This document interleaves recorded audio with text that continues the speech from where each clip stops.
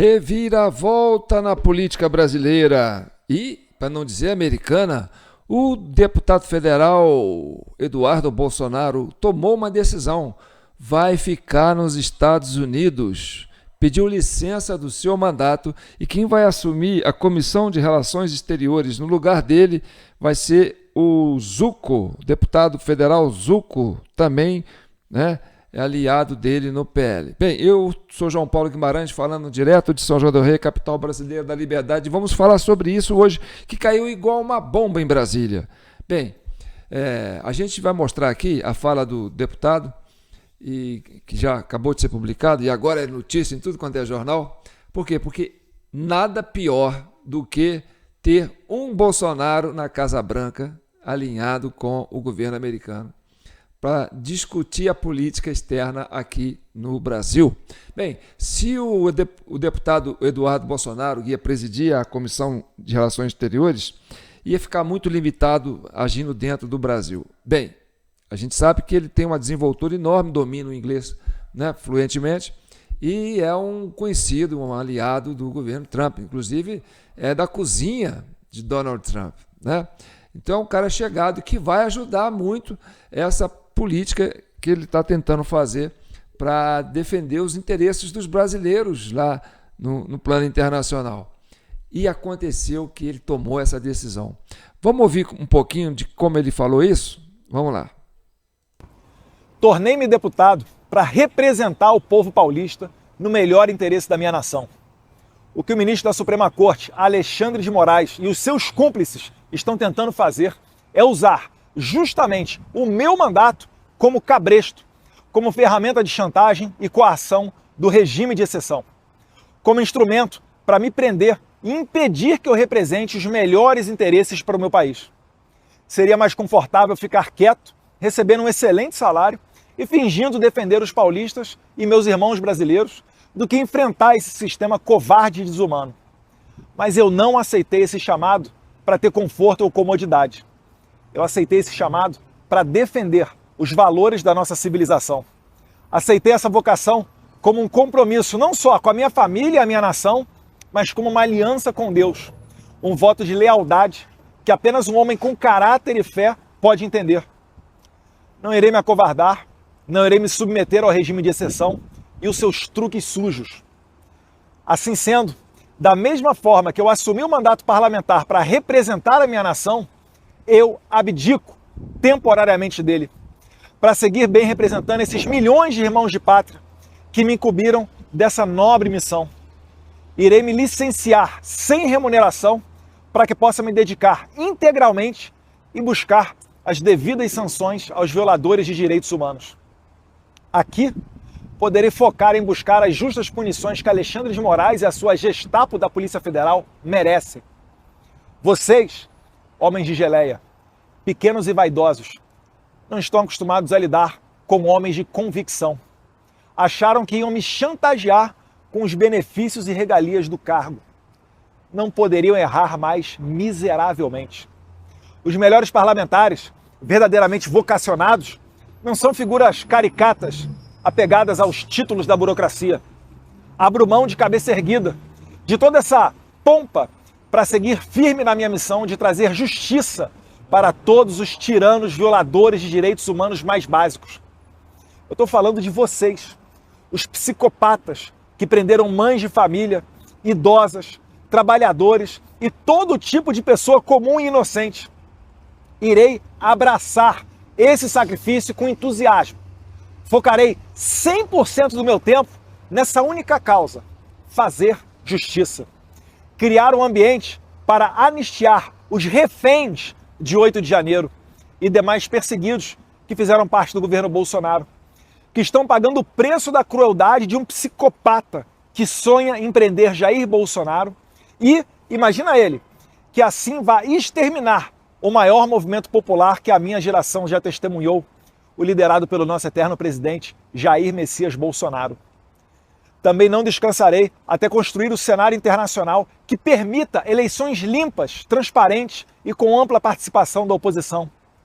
Não existe democracia num país que age como a Suprema Corte da Romênia ou a narcoditadura da Venezuela de Nicolás Maduro, onde os líderes da oposição, que arrastam multidões nas ruas, sejam impedidos de concorrer por conta de eufemismos desavergonhados de tiranos. Ressalto que a minha posição de deputado federal, ainda mais tendo sido o mais votado de toda a história do Brasil, bem como filho do presidente mais popular da história recente do país, me facilitava sim a abertura de portas internacionais. No entanto, essas portas já estão abertas. Agora, necessito de tempo e dedicação integral para seguir trabalhando e representando não só os paulistas, mas todos os brasileiros. Nessa jornada, só tenho a agradecer a Deus. Um filme passa na minha mente e entendo quão extraordinária é a providência divina. Poucos sabem disso, mas no mesmo dia que os deputados do PT peticionaram a PGR requisitando apreender o meu passaporte, em 27 de fevereiro, eu estava voando com a minha família para os Estados Unidos, num voo que eu havia comprado poucos dias antes. Provavelmente, nem o PT e nem Alexandre de Moraes esperavam que eu fosse passar o feriado de carnaval fora do Brasil, já que eu havia recém-retornado de minha viagem dos Estados Unidos 2 dias antes, em 25 de fevereiro. Eu não tenho nenhuma dúvida que Deus, em sua infinita sabedoria e bondade, protegeu a mim e a minha família, para que a minha missão de trazer justiça não fosse interrompida por esquemas e planinhos dos canalhas de ocasião. Dessa maneira, nunca imaginei que eu faria uma mala de 7 dias para não mais retornar para minha casa. Mas hoje, vejo com clareza que Deus está me mostrando o caminho. Tenho certeza que o meu eleitor também entende que o meu trabalho, nesse momento, é muito mais importante aqui nos Estados Unidos do que no Brasil. Como defendia o professor Olavo de Carvalho, não se combate uma ditadura vivendo dentro dela. Todos no Brasil sabem que Alexandre de Moraes é capaz de fazer qualquer coisa, ainda que notoriamente ilegal ou inconstitucional, mesmo que exista um parecer contrário da PGR, como, aliás, ele já fez no passado. Falando em PGR, Moraes deu prazo para o procurador-geral de 5 dias para responder a um simples sim ou não acerca da apreensão do meu passaporte. Porém, já se passaram mais de 18 dias e nada do senhor Paulo Gonet responder. Seria ultrajante, mas, na atual democracia relativa brasileira, ninguém poderia se dizer surpreso com a apreensão do passaporte de um deputado e até mesmo a sua prisão sem motivo. Ao bem da verdade, fatos muito piores já ocorreram, como a morte na cadeia do Clesão, a condenação a quase 9 anos de cadeia do deputado federal Daniel Silveira, que recebeu indulto do então presidente Jair Bolsonaro e pela primeira vez na história do país, o indulto foi covardemente cancelado pelo STF. As prisões preventivas e injustificadas de Felipe Martins, Anderson Torres, Silvinei Vasquez e vários outros, assim como as condenações a até 17 anos de prisão de senhorinhas como Iracina Gosch, de 71 anos de idade, ou a cabeleireira e mãe Débora Rodrigues dos Santos, presa por ter escrito de batom numa estátua a mesma frase dita pelo ministro do STF, Luiz Roberto Barroso, abre aspas, perdeu mané, fecha aspas. Quem, em sã consciência, pode esperar algum tipo de pudor ou moralidade de um regime de exceção? Como alguém pode esperar a justiça vinda de um pedido para prender o meu passaporte, feita por deputados do PT e encaminhado diretamente para as mãos do Alexandre de Moraes, sem sorteio ou distribuição? Ou seja, serei julgado por um inimigo declarado, pela mesma pessoa que eu tenho denunciado aqui no exterior. Serei julgado, de acordo com o juiz Marco Antônio, assessor de Moraes, pelo cara que quer me pegar de qualquer forma. Lembram dos artigos do Glenn Greenwald? Esta é a pessoa que está me inserindo criminosamente no processo de golpe de Estado da Disneylândia, também conhecido como golpe de 8 de janeiro. Certamente, não é fácil me afastar temporariamente do cargo de deputado federal. Não é fácil saber que o meu pai pode ser injustamente preso e talvez eu jamais tenha a chance de reencontrá-lo pessoalmente de novo. Não tenho dúvida que o plano dos nossos inimigos é encarcerá-lo para assassiná-lo na prisão ou deixá-lo lá perpetuamente, assim como aconteceria com Donald Trump, caso não tivesse sido reeleito agora em 2024. Contudo, a vida é feita de decisões e sacrifícios. Se esse é o plano de Deus para a minha vida, entrego-me de corpo e alma, para que eu possa ser um instrumento de sua vontade, para que eu possa ser mais útil na libertação do meu país, para que eu possa parar a sanha totalitária de um psicopata sem limites. Sim, eu aceito esse sacrifício com honra. Vou morar longe dos meus amigos, dos meus familiares, da minha pátria, mas não descansarei até que a justiça seja feita e a minha nação seja libertada. Se Alexandre de Moraes quer apreender o meu passaporte, ou mesmo me prender, para que eu não possa mais denunciar os seus crimes nos Estados Unidos, então é justamente aqui que eu vou ficar e trabalhar mais do que nunca. Alexandre, a minha meta de vida será fazer você pagar por toda a sua crueldade com pessoas inocentes. Estarei focado integralmente nesse objetivo. Só retornarei quando você estiver devidamente punido pelos seus crimes, pelo seu abuso de autoridade. Finalizo comunicando ainda que, graças ao excelente trabalho desempenhado pelo líder do PL, deputado Sóstenes Cavalcante, que não se dobrou às pressões do PT, e também pela retidão e compromisso com a legalidade do presidente da Câmara, deputado Hugo Mota, que no meu lugar será nomeado o deputado federal gaúcho Zuco para a Comissão de Relações Exteriores e Defesa Nacional. Ele irá me ajudar institucionalmente a manter essa ponte com o governo Trump e o bom relacionamento com países democráticos e desenvolvidos. Juntos, nós iremos trabalhar na mais sagrada missão que um parlamentar pode ter, que é a de resgatar liberdades perdidas para o nosso Brasil. Que o mundo livre possa nos ajudar a manter viva essa nobre causa. Deus abençoe o Brasil e me dê os meios para cumprir a minha missão. Conto com o apoio de todos vocês, que assim como eu, travam essa honrada batalha pela liberdade. Deus, pátria, família e liberdade. Deus abençoe o Brasil, Deus abençoe a América. Bem, essa decisão dele de ir para lá já vinha sendo amadurecida desde a última vez que ele participou do podcast daquele neto do Figueiredo, né? Também que tem um podcast lá nos Estados Unidos. E durante aquele podcast, ele fez uma pesquisa de opinião se o Eduardo Bolsonaro tinha que ficar nos Estados Unidos para fazer esse trabalho ou tinha que fazer esse trabalho no Brasil. E que 75% dos que responderam, né, a enquete disse que ele teria que ficar nos Estados Unidos, porque lá nos Estados Unidos ele teria mais operacionalidade, né, no seu propósito do que ele está se propondo a fazer. Bem, eu tenho aqui também, nós vamos passar alguns trechos aqui, desse momento eu vou até diminuir a tela aqui, que ele conversa lá com o Figueiredo, neto do meu xará, João Batista Figueiredo, né, que foi presidente do Brasil, na época que fez a abertura política, né? Foi ele que fez a abertura política, né?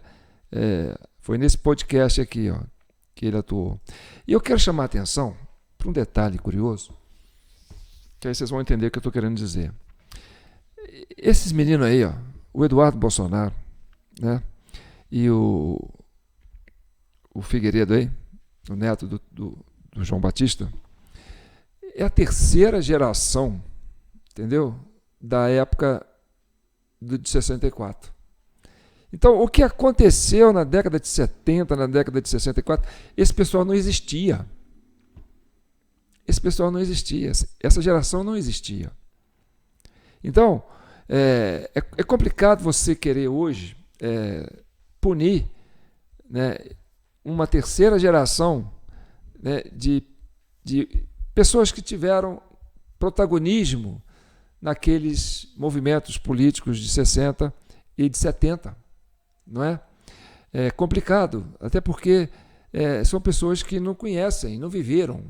E tem uma fala de começo aqui que é muito singular, né, que essa geração que está sendo reprimida é a terceira geração daqueles que foram tidos como os opressores. Então, querer punir uma terceira geração por um rancor, ou algo que, nós sofremos isso, e agora nós queremos um revanche, isso aí é complicado. Vamos ver um momento que os dois falam isso, que é muito singular. Deixa eu ver se eu consigo achar aqui, porque eu baixei o vídeo inteiro. Vou soltar ele aqui para ver se a gente consegue ver. Do Zap? A história de gemidão a gente conserta ao vivo. Tô colocando o link aqui pra galera no Instagram. Mas é isso, um dia alguém me falou, algum leitor, alguma coisa assim, algum espectador da audiência me falou desse negócio, pessoa mais velha, um tio do Zap e tal, falou, eu lembro do seu avô, eu lembro da Dança do Figueiredo. Dança do Figueiredo. Cara, tinha aquele programa, aquele Carlos Imperial, a gente não é do nosso tempo, mas o programa do Carlos Imperial, o nego pegava... Carlos Imperial. Cara, era tipo um programa de auditório, assim, meio chacrinha. Tá entregando a idade aí, cara. Não é do meu tempo, não. 79 eu não era nascido. Eu sou de 83, você é de 84, não é? É 84. Eu sou de dezembro de 83. A gente é mais ou menos da mesma idade. Bom, essa é a nossa, sei lá, qual visita esse ano já a Washington? Acho que quarta. Vocês estão entendendo o que eu estou falando? Ou seja, essa turma aí da década de 80, eles nasceram na década de 80. Então, é complicado. Não é você dizer que essa turma aí tem alguma coisa para cumprir. Até o Bolsonaro, por exemplo. O Bolsonaro, na época do regime militar, na hora que estourou 64, ele nem era militar ainda, ele não estava nem com patente nem nada, entendeu? Então, só pelo fato dele ter sido militar, vamos colocar ele dentro do enquadramento aí dos governos militares. E não é por aí, entendeu? Então, o que o Eduardo Bolsonaro vai fazer nos Estados Unidos é tudo aquilo que o Alexandre de Moraes tinha medo. Tanto que ele encaminhou, né, para a PGR, né, deu 5 dias de prazo para poder, de uma denúncia feita aí pelo PT, pelo pessoal de esquerda aí, que está morrendo de medo, né, da presença de um Bolsonaro lá nos Estados Unidos, já que o pai está proibido de ir, né? Até porque o pai também não fala inglês, então, quer dizer, a dificuldade do pai de comunicar lá seria mais difícil. E aí, quer dizer, o que o Alexandre de Moraes e o pessoal do PT está fazendo, né, é simplesmente cuspir para cima, é fazer com que a coisa fique pior para eles. Por quê? Porque era melhor ter o Eduardo Bolsonaro aqui, né, ainda que, né, fazendo as suas interferências, intercâmbios com os americanos, mas ele aqui, né, sobre o jogo do regime do governo Lula, era mais fácil contê-lo. Mas essa coisa de amedrontá-lo, não vamos caçar seu passaporte, fica quieto, pronto. Fez com que o cara já pulasse e ficasse, não, então, já que é isso que vocês temem, é isso que eu vou fazer 100% agora, né, e 24 horas por dia. E vai ser muito ruim para esse governo, né, do Lula e principalmente para Alexandre de Moraes, ter um Bolsonaro lá, direto, 24 horas participando. Porque a realidade do Brasil, né, vai ser inserida dentro de um contexto pela ótica do Eduardo Bolsonaro, dentro do governo Trump, entendeu? Então, a política para a América Latina vai ter agora um porta-voz que vai estar lá 24 horas por dia, obcecado, porque ele sabe que estão perseguindo o pai dele, né, que também é amigo de Donald Trump, que tem uma identidade muito grande com Donald Trump, entendeu? E o que está acontecendo nos Estados Unidos é que o pessoal lá está passando o trator para cima dos democratas, entendeu? O trabalho do Elon Musk, né, está sendo de um torpedo em cima da política de esquerda lá nos Estados Unidos, porque o que ele está desvendando está revoltando a população americana quase assim, 80%, 90%. Então, o que o pessoal está gostando lá não é nem tanto, porque a gente é tanto Trump. Não, é porque o Trump vai fazer com essa turma dos democratas estavam fazendo, vai acabar com a merda que esse povo estava fazendo. Entendeu? E aí estava o quê? Estava roubando o dinheiro dos americanos lá para fazer uma política contra os americanos. E aí tem juízes ainda, militantes lá, né? Juízes federais, que estão querendo levantar a bola, querendo incomodar, querendo fazer pressão, e o pessoal vai passar o trator por cima dos juízes lá. Porque o que o Trump vai fazer é o seguinte: vocês da esquerda manipularam a lei para subjugar o pessoal conservador. Nós vamos fazer o contrário. Nós vamos usar a lei para subjugar vocês. E o Elon Musk já pediu o impeachment de um juiz federal, né, que está botando as mangas de fora lá. E a pressão está grande para cima desse juiz. E possivelmente ele vai ser impeachmentado, porque senão vai ter uma quebra institucional lá. E o Elon Musk sabe disso, por quê? Porque o Elon Musk tem essa experiência vivida aqui no Brasil, que um juiz pode quebrar a institucionalidade, entendeu? E tornar, né, a situação incontrolável. Então, de cara, o primeiro juiz federal lá que levantou a cabeça para falar: não pode exportar a gangue venezuelana lá para El Salvador. Não, vamos, já foi, e agora, juiz, vem cá que nós vamos pegar você. Então, eles estão indo para cima, entendeu? Por quê? Porque descobriram tanta merda desse povo, entendeu? Que agora eles vão usar o rigor da lei para cima deles. E olha só, já tem um país com uma penitenciária pronta para receber, né, essas forças de esquerda aí que estão militando contra a Constituição americana. Entendeu? E aí o que vai sobrar para o Brasil? Vai sobrar a presença do Eduardo Bolsonaro, né, andando livremente lá na Casa Branca, interagindo com a política externa americana, e vai ser um porta-voz influente nas decisões que vão acontecer na América Latina. Então, para o Alexandre de Moraes, isso foi horrível. Para o PGR, então, foi pior ainda, porque ele deu 5 dias para o PGR responder. Passaram 18 dias, o PGR não respondeu. Ou seja, até o PGR ficou com medo, porque ele ficou entre a cruz e a espada. Né? O Gonia falou assim: caraca, se eu não responder, se eu falar que não para o Alexandre de Moraes, eu vou ficar mal com ele. Porque o Eduardo Bolsonaro está lá para ferrar com o Alexandre de Moraes. Né?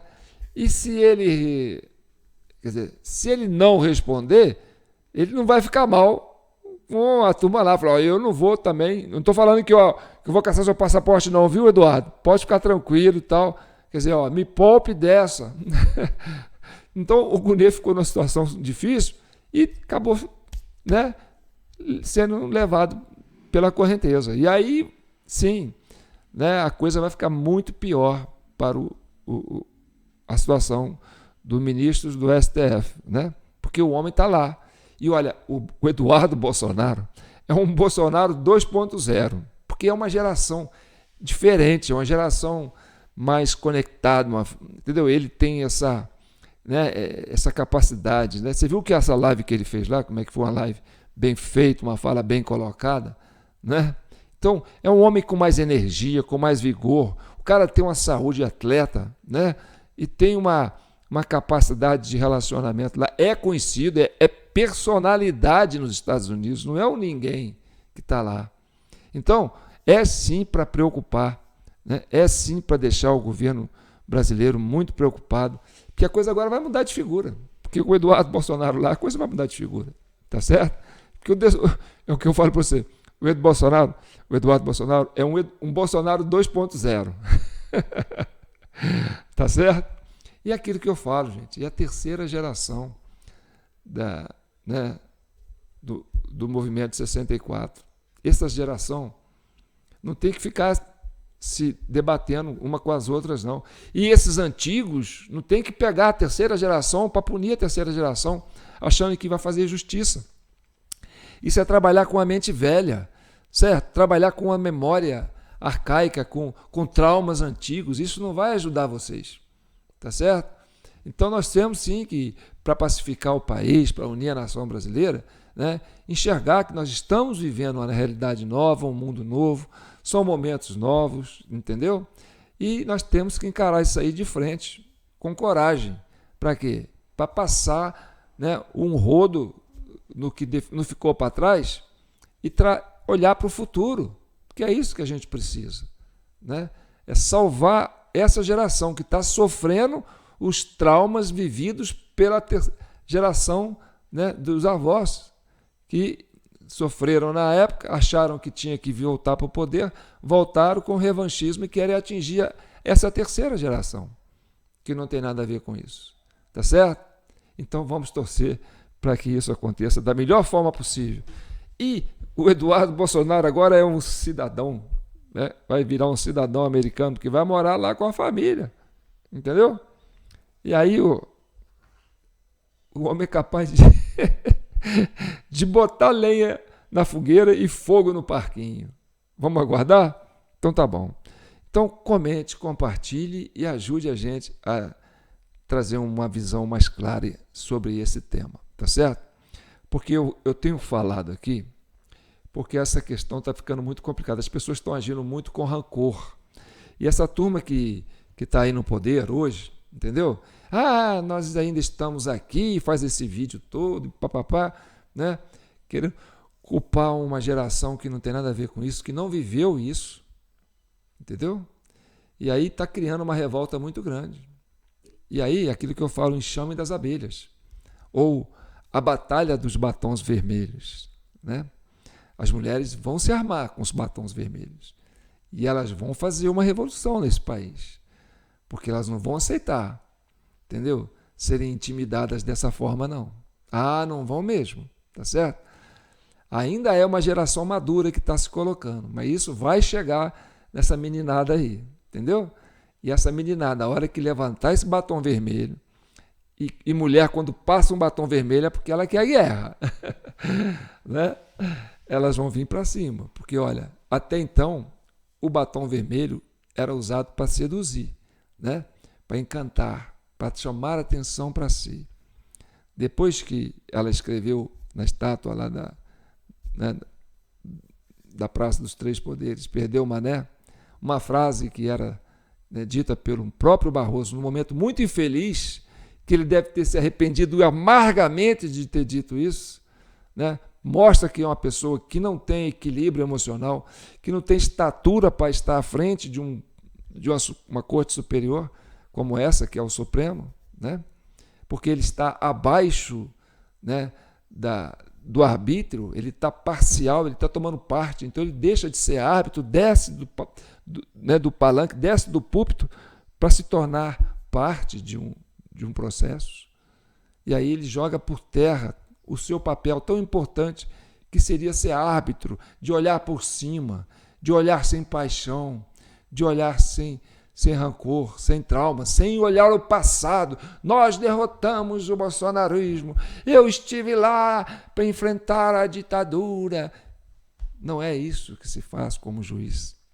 Não é vivendo de uma mente velha. Tem que ter uma mente nova e tem que ter um olhar novo para um momento novo, porque tudo muda o tempo todo no mundo, já dizia Lulu Santos.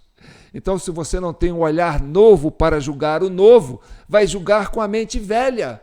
E aí você não vai estar presente nesse momento tão importante que é essa transformação que o mundo está vivendo, dessa conectividade, dessa interação das pessoas, né? E essa geração que está aí não tem nada a ver com a sua geração, e você está querendo punir uma geração que é pura, ingênua e que quer viver num mundo novo. Esse é o mundo que não lhe pertence. Luiz Roberto Barroso e, quem sabe, também Gilmar Mendes, Alexandre de Moraes, Carmen Lúcia e Companhia Limitada. Comentem, fiquem com Deus. E está aqui nossa chave Pix, jpnoticias@gmail.com. Vamos construir a pacificação, ajudando a CCI, né, a trazer esse momento de reflexão para nós. Porque é importante, sim, pensar com a mente nova. Não pensar com preconceito, não pensar com o passado. O passado é para entender, mas não é para reviver. O passado é uma referência, né? Não é uma ingerência. Então é preciso, sim, trazer a mente pura, esvaziar o copo que está cheio para você poder renovar o que vem por aí. Tá bom? Um abraço.